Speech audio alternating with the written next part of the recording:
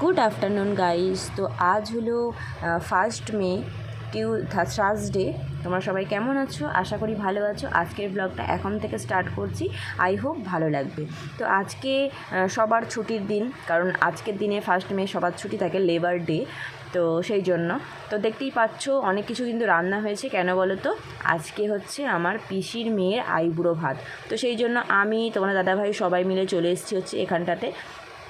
তো মা এখন দুপুর হয়ে গিয়েছে, সেই জন্য মা তাড়াতাড়ি করে পরোটা খেয়ে নিলাম। তারপর হচ্ছে মা এখানে রাইস বের করছে, ফ্রায়েড রাইস হয়েছিল।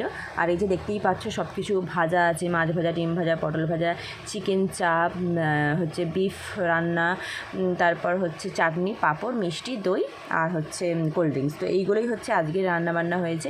এই যে দেখতে পাচ্ছ ওকে তো সুন্দর করে গুছিয়ে খেতে দেওয়া হয়েছে। তারপর আমরা এখানে সবাই একটু ফটো সেশন করছি, তাই সবাই এখানে বসে আছে। আর হচ্ছে তারপর এখানে খাওয়া দাওয়া করে আমি বাড়ি চলে গিয়েছিলাম, কারণ বিকালবেলা প্রচুর পরিমাণে ঝড় বৃষ্টি উঠেছিল। তো ঝড় বৃষ্টির পরেই আমি বাড়ি চলে এসেছিলাম। ফোনের চার্জ ছিল না, তাই তোমাদের সঙ্গে কিছুই শেয়ার করতে পারিনি। তো টাটা, দেখা হচ্ছে নেক্সট ব্লগে।